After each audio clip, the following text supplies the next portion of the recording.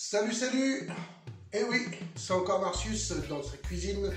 Ce soir, pour vous, on va réaliser ensemble un dessert très facile à faire, mais cela dit, on va l'améliorer. Un dessert que tout le monde connaît, c'est la pomme au four, voilà. On va l'agrémenter, vous allez voir, on va lui donner une jolie déco. Ça va être le moyen pour vous de réviser deux techniques que je vous ai appris dans une autre recette précédente. Et vous allez comprendre tout de suite en voyant les ustensiles qu'on a besoin. Donc voilà, on va commencer déjà par, pour la pomme, on va commencer par une pomme. Voilà, c'est encore la saison, donc c'est le moment. Hein. Celle-ci c'est une gala, donc vous pouvez faire ça avec n'importe quelle pomme. Évitez la golden parce que la golden subit très mal la chaleur, ou trop bien quand on la veut fondante. Là on va chercher quand même une caramélisation, donc on va pousser un peu la cuisson. Surtout, donc du coup, pour le coup, forcément, si on cherche la caramélisation, on va essayer de garder quand même la forme de la pomme et le croquant. Donc si vous utilisez une golden, par exemple, bah voilà. Donc voilà, la gala, c'est très bien. Voilà. Après, si vous avez d'autres variétés de pommes, si vous connaissez bien les pommes, si vous en avez d'autres, moi j'ai utilisé celle-ci. Nous avons besoin donc, j'ai dit forcément la pomme. Nous avons besoin en ustensile, vous vous rappelez l'appareil à strier, on va faire des striures là. Donc on va avoir besoin de ça. Voilà, la révision elle est là. Un évidoir à pomme. Après, ceux qui sont assez hardis pour le faire, mais bon là, pour le coup, je préférerais que vous en ayez un. Franchement, le résultat en dépend. Un couteau de cuisine à pointe fine, voilà, bien aiguisé toujours, et vous ferez attention quand même à l'utilisation. On retourne sur les ingrédients, nous aurons besoin de sucre. Alors moi j'utilise du sucre roux, pourquoi? Parce qu'il est moins raffiné que le sucre blanc, et donc il est meilleur pour la santé. C'est comme tous les sucres, même le miel, faut pas en abuser. Mais cela dit, quand vous pouvez éviter de prendre du sucre raffiné comme le sucre blanc, évitez. Et puis prenez du sucre roux, vous allez voir, c'est un effet bénéfique quand même sur la santé. Petite dose, voilà, je répète, tout est une question de gestion. Ensuite, nous aurons besoin d'une coupelle. Alors dedans, c'est pas très conventionnel, je l'admets, mais on va faire une mini ganache, très rapide. Donc dedans j'ai mis une cuillère très fraîche, une bonne cuillère très fraîche, un beau morceau de beurre, et j'ai cassé, vous voyez, des petits carrés de chocolat noir. Voilà. Donc ça va être le chocolat qui va accompagner. Voilà, notre pomme au four. Vous allez voir, c'est une tuerie. Eh bien, commençons. Alors, première chose, je vais vous le montrer avec une pomme, mais bon, vous pouvez en faire 10, 20, 30, autant que vous voulez, hein. D'accord? Donc, commençons tout simplement. On va commencer tout simplement par, hop, prendre la pomme, l'économe, et on va venir strier la pomme. Voilà. On se débarrasse bien des... s'il veut bien. Voilà, c'est un peu plus... Voilà.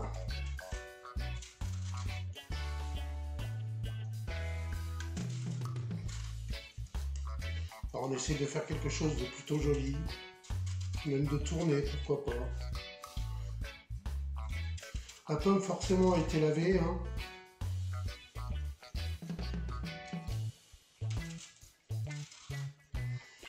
Alors moi je fais je fais des motifs. Voilà, je fais des figures, je m'amuse.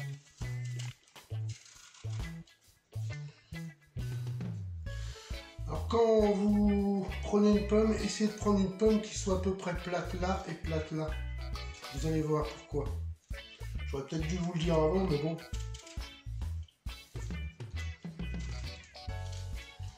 Voilà.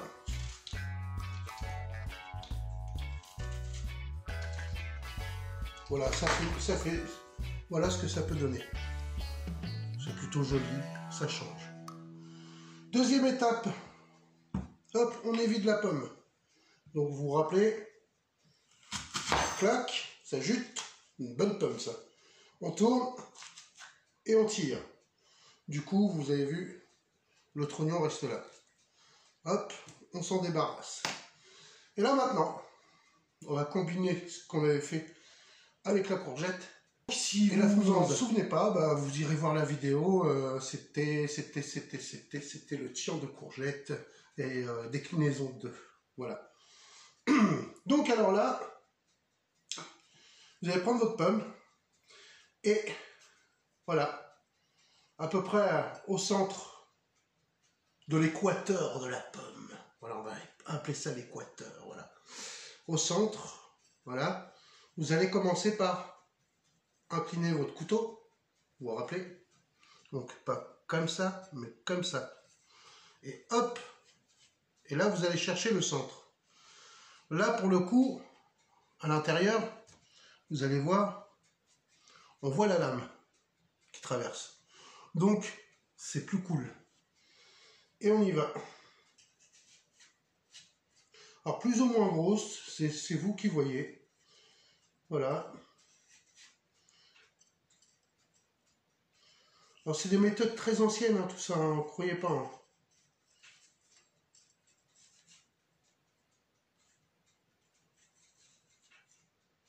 Voilà, tout doucement.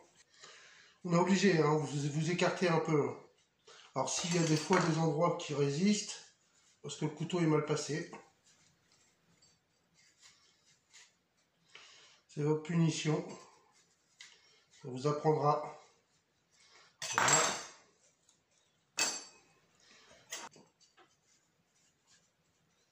Vous retombez à chaque fois dans le strieur, mais quand vous écartez, en fait, vous verrez que ça se sépare. Et il y a des endroits où on n'a pas été assez loin, enfin moi, du moins. J'espère que vous êtes meilleur élève. N'oubliez pas, hein, la cuisine, c'est toujours de la patience. Voilà. Voilà ce que ça vous donne. Donc, plutôt joli.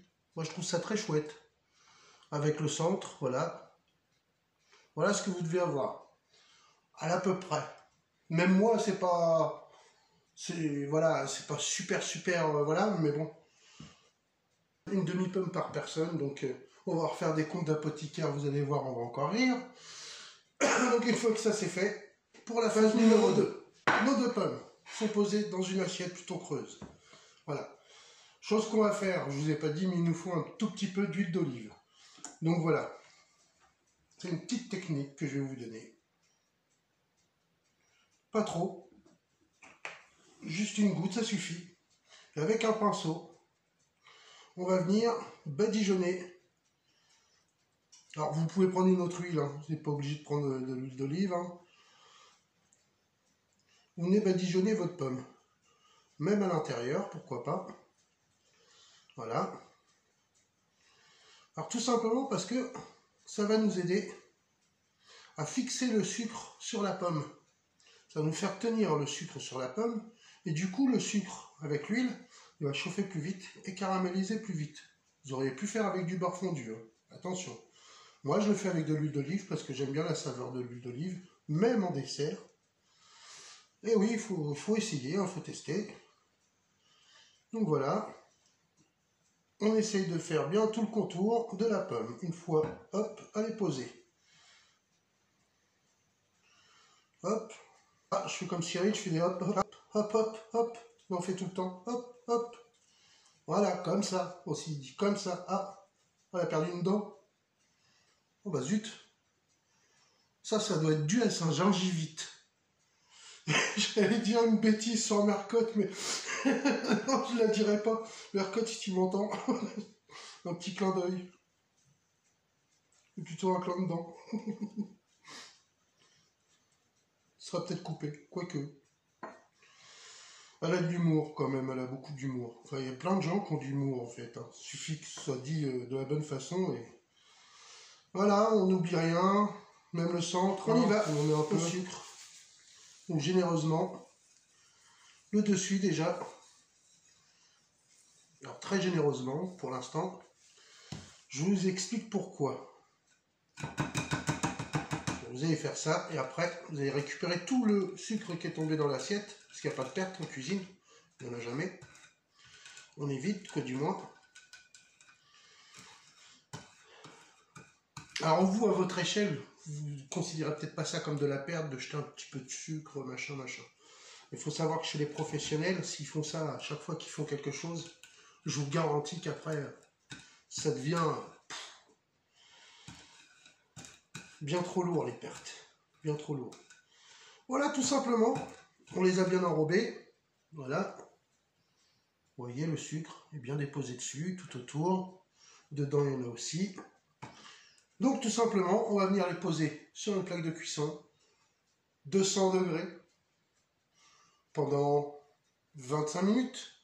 De toute façon, on va surveiller comme d'habitude. Donc, les pommes sont au four.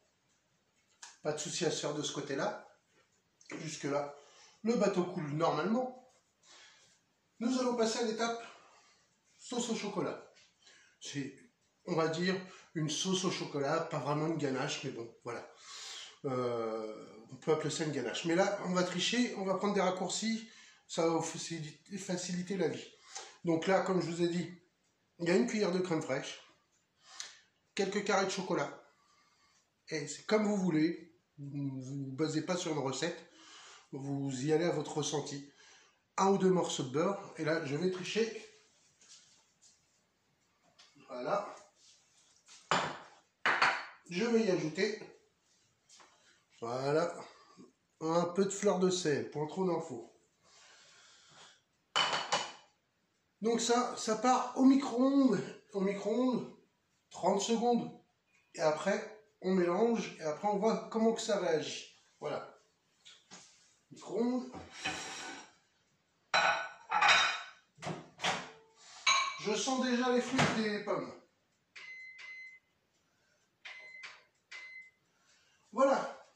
Bon, bah j'ai 30 secondes pour vous dire que la barre... Non, je déconne.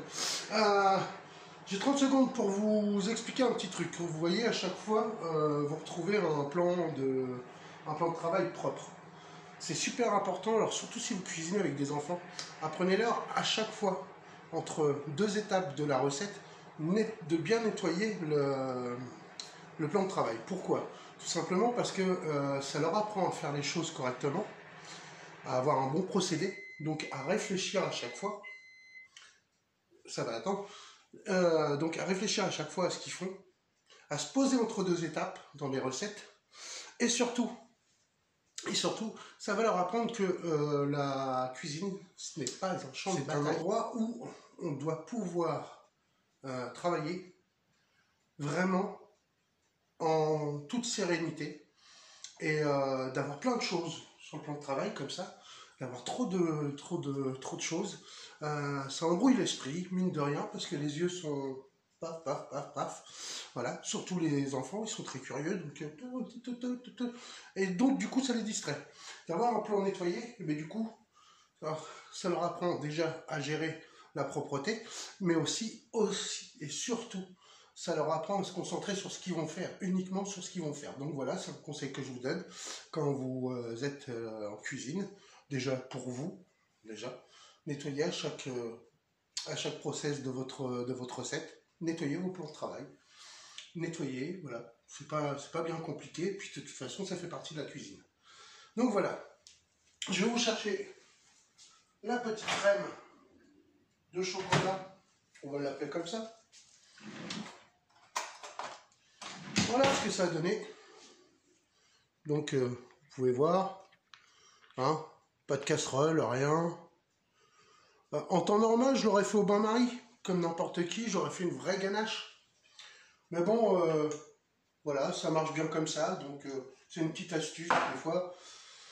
Avec les enfants, par exemple, encore une fois, ça permet de leur faire voir qu'on n'est pas obligé de tout salir non plus, et puis qu'avec juste un petit ramequin, avec la quantité qu'on a besoin, ça suffit. Voilà, donc maintenant, on va attendre que les pommes soient au four, je vais aller les vérifier, et faites-en un temps aussi. C'est à peu près à mi-cuisson, et c'est à peu près ce que je pensais. Donc là, on est là. Hop, hop, hop. Il reste plus que 10-12 minutes, donc c'est à peu près ce que je pensais. Enfin, j'avais mis 20 minutes, je crois. Donc, il reste 10 minutes, ça va être une demi-heure, c'est très bien. Donc là, je vois que le caramel en bas, parce que ça coule quand même toujours un peu, le caramel en bas, au pied de la pomme, il est en train de se caraméliser. Mais de toute façon, ça, on n'y touchera pas, parce qu'au bout d'un moment, ça va être noir, ça. Parce que ça tombe sur la plaque, et tout de suite, enfin voilà. Donc, on n'y touchera pas. Donc, on reprendra la vidéo une fois que les pommes seront cuites. Je reviens sur la crème au chocolat. On avait mis, enfin moi j'avais mis de la fleur de sel dedans, vous n'êtes pas obligé bien sûr. Voilà, alors moi ce que je vais rajouter, c'est une pincée de piment d'Espelette, parce que le chocolat et le piment, ça envoie du lourd. Donc, comme moi, si vous le souhaitez, si vous aimez ça, changez de l'ordinaire. Petit pot de piment d'Espelette. Ça y est, les pommes sont sorties du four. Voilà ce que vous devez obtenir à peu près. Vous avez vu, elle fume encore, dis donc. Faut arrêter la fumette, ma grande. Faut arrêter. Donc voilà, sur toutes les coutures. Donc, pour vérifier la cuisson, petit conseil, c'est de pointer un couteau dedans. Si vous voyez qu'elle résiste pas trop, qu'elle est fondante, bah c'est bien, c'est que vous avez réussi la cuisson. C'est très très bien. C'est légèrement caramélisé autour, il faut pas plus. On va rajouter un petit ingrédient. Oui, c'est comme ça chez moi. Voilà, on fait en freestyle, on va dire. Mais vous aussi, hein, gambergez pendant ce temps-là, puis envoyez. Donc là, tout simplement, pour donner un peu de croquant à mes pommes, parce qu'il va y avoir le fondant de la pomme, le fondant du chocolat, on va donner un peu de croustillant. Tout simplement, des petites cacahuètes grillées à sec dans une poêle. On va les faire torréfier. Hein. Donc, il est question de les laisser à peu près 10 minutes, on surveille. Dès qu'on voit que ça commence à noircir un peu sur les bords, tout ça, c'est que c'est torréfié, ça ne sert à rien de pousser la cuisson. On n'obtiendra que du mauvais. Et je répète, à sec. Pourquoi? Tout simplement parce que la cacahuète est grasse déjà. On n'a pas besoin de rajouter du gras. Il y a ce qu'il faut, voilà. Donc là, en attendant que ça torréfie, eh ben, je vous dis à tout à l'heure. Ça y est, c'est parti. Donc, nos cacahuètes ont eu le temps de se colorer légèrement. Vous voyez. Maintenant, on le met dans le bol du mixeur. On les mixe, mais pas trop fin. Juste pour les concasser.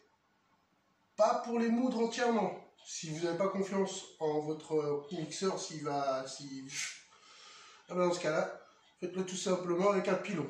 Voilà. Et ce sera le moule pilon. Oh. Voilà, résultat obtenu. Pardon, j'aurais pu enlever le couteau. Voilà. C'est concassé. Voilà. Plus, ce sera en poudre. Et là, vous n'aurez plus de croquant lorsque c'est ce qu'on cherche, du croquant. Donc ce serait dommage de pousser.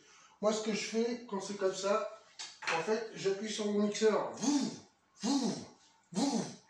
Comme ça, je peux surveiller. Si vous faites... Oh, ça va s'emballer, là. Et 100 balles, c'est pas cher. Et donc, non. Donc, c'est tout. Voilà. Eh bien, mes amis, ça y est. On arrive à la fin de la vidéo. Juste pour vous montrer, voilà, le petit dressage qu'on peut faire. Donc, j'y ai déposé une petite rosace que vous savez faire maintenant. Vous vous rappelez? Vous en avez déjà fait une avec une pomme. C'était pour le... Il me semble que c'était pour les nems aux pommes et au caramel. Oui, donc vous l'avez dans la vidéo. Je ne vais pas vous refaire voir. Donc voilà, une petite rosace. La petite pomme posée ici.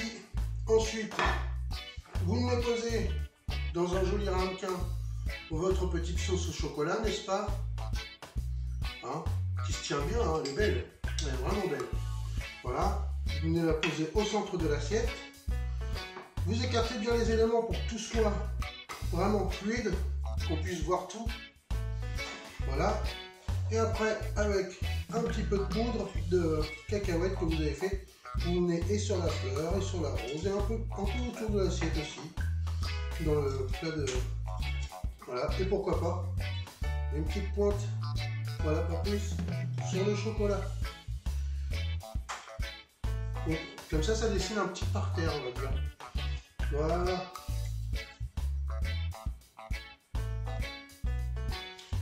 Donc voilà ce que ça donne. Je vais me rapprocher. Hop là. Et tu restes là. Voilà ce que ça peut vous donner. Petite idée de déco. C'est bien sympa. Pour un goûter, pour un dessert, pour une occasion. Voilà. Il me reste plus qu'à vous souhaiter un bon appétit, de vous régaler. Si on est en journée, bah bonne journée. Si on est en pleine nuit, bah bonne nuit. Et puis je vous dis à bientôt. Et n'oubliez pas, c'est très important, likez, partagez. Et abonnez-vous. Voilà. Merci à tous de votre attention et à bientôt pour une petite recette. On fera sûrement du salé cette fois-ci. Allez, touche-nous. Bijou, hein.